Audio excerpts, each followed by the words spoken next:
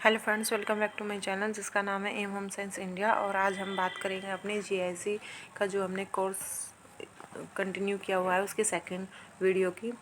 पहला वीडियो हमारा money management पर था, उसमें हमने इनकम का टॉपिक किया था कि इनकम क्या होती है और वह कितने प्रकार की होती है। तो इसके बाद हम कंटिन्यू करते हैं अपना व्यय, क्योंकि जब हम आय करते हैं तो व्यय भी हम करते ही हैं, क्योंकि हमारे व्यय करने के बाद ही हमारे पता चलता है कि किस तरीके से धन को एक बैलेंस बनाकर चलना पड़ता है और कैसे हम बचत करते हैं, और बचत के द्वारा ही हमारी छोटी छोटी बचत करके एक बड़ा निवेश हम कर सकते हैं।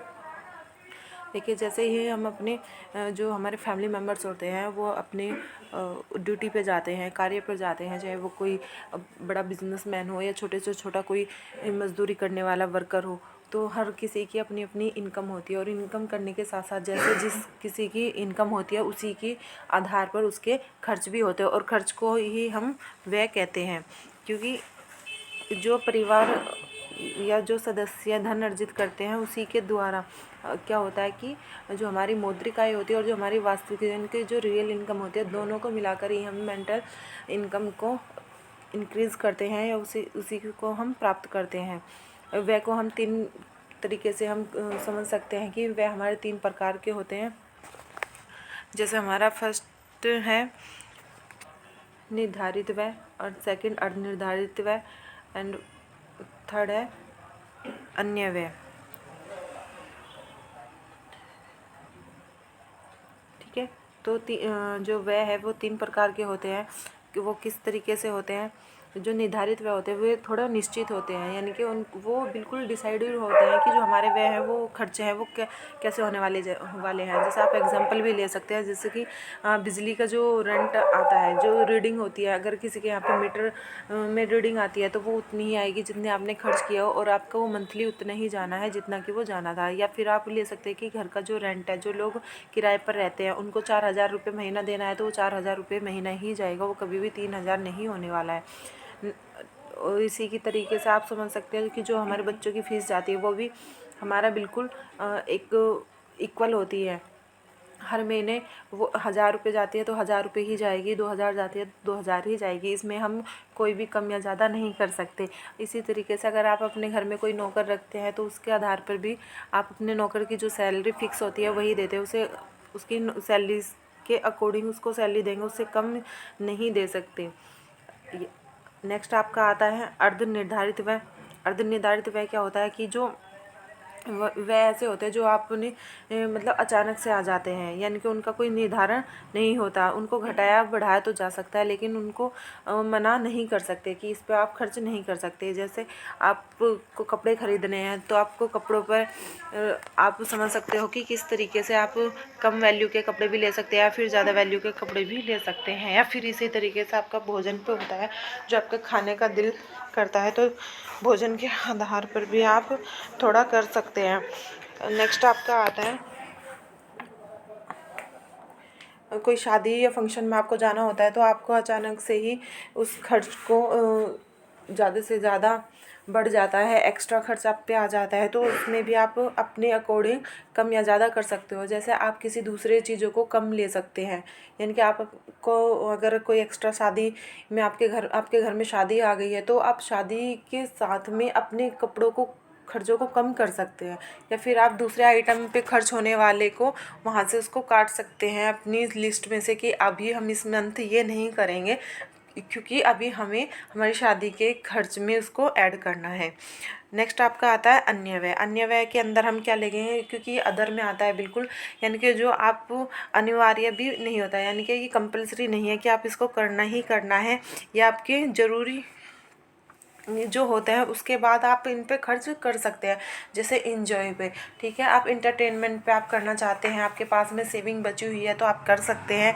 या फिर आप कोई जो आराम की चीज़ें होती है, जैसे आपको कोई फर्नीचर लेना है, या फिर कोई आपको ऐसी चीज़ लेनी है जिसका आप बाहर घूमने जाना है, पिकनिक पे जाना है, तो आप ऐसी चीज़ों पर सारी चीज़ों को ख़त्म करने के बाद जो पैसे आपके पास में सेविंग में बचते हैं आप उसको खर्च कर सकते हैं।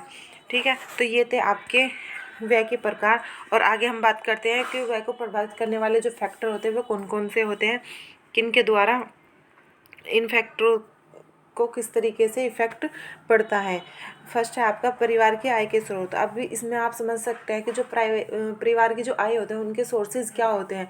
यानी कि एक व्यक्ति तो वो है होता है जिसके पास में बहुत सारी प्रॉपर्टी है, तो उसको रेंट के द्वारा भी या उसके घर में जो फैक्ट्री लगी हुई है उस फैक्ट्री के माध्यम से भी पैसा आता है। लेकिन कुछ ऐसे होते हैं जिनके यहाँ सिर्फ एक ही पर्सन होता है इनकम करने वाला और खाने वाले बहुत सारे व्यक्ति होते हैं, तो इस तरीके से ये व्यय को वो प्रभावित करता है।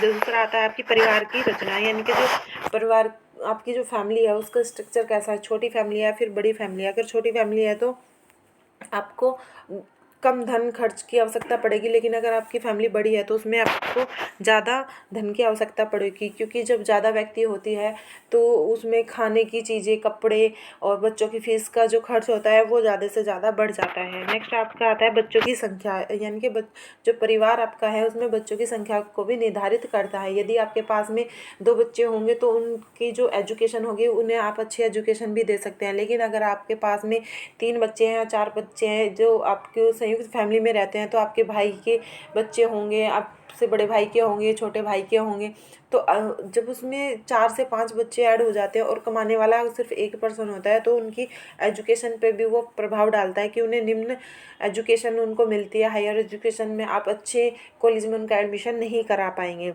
नेक्स्ट आपका आता है रहन सहन का स्तर। रहन सहन का स्तर आपका जितना ज़्यादा मतलब हाई लेवल का होगा उसमें जो खर्च है वो भी आपका हाई लेवल का होगा, यानी कि जो व्यय है वो आपको ज़्यादा करना पड़ेगा।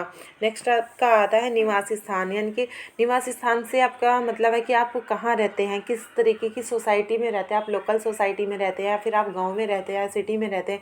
सिटी में रहने के भी बहुत सारी जगह होती है। एक तो हाई सोसाइटी वाले लोग होते हैं जो मतलब स्टैंडर्ड वाला होता है और उसमें उनकी क्लासिकल की जो कंडीशन होती है वो बहुत ज़्यादा अच्छी होती है, तो जहाँ आप रहते हैं उसी के अकॉर्डिंग आपको खर्च करना पड़ता है।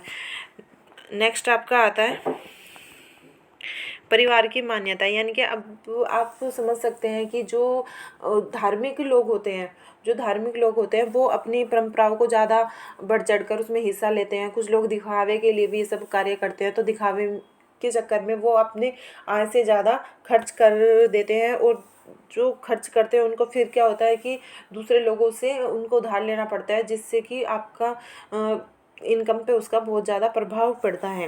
नेक्स्ट आपका आता है उपलब्ध साधन कुशलता, या उपलब्ध साधन कुशलता से संबंध है कि जो संसाधन होते हैं उनका उचित मात्रा में प्रयोग किस तरीके से किया जाए, जो कम से कम आपका जो इनकम है उनको सेविंग कर सके। जैसे घर में कई महिलाएं होती है तो वो अपने बच्चों को ट्यूशन बाहर ना भेजकर स्वयं ही उनका ट्यूशन कर सकती है। इससे क्या होगा कि जो बाहर जाने वाला जो खर्च था वो घर में ही आप किसी ना किसी वस्तु पर या अपने किसी ना किसी आरामदायक पे या किसी मद पे भी आप उसको खर्च कर सकते हैं, या फिर घर में जो महिलाएं सिलाई बुनाई करती हैं उसके माध्यम से भी आप अपनी सेविंग कर सकते हैं।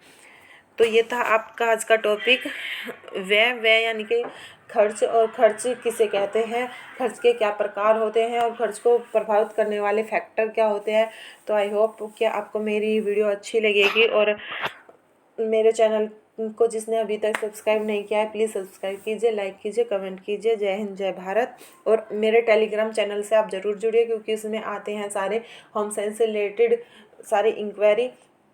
जिस किसी भी को भी होम साइंस से जुड़ना है वो प्लीज़ मेरे चैनल को शेयर करें, और मेरा टेलीग्राम चैनल है होम साइंस विद सोनिया।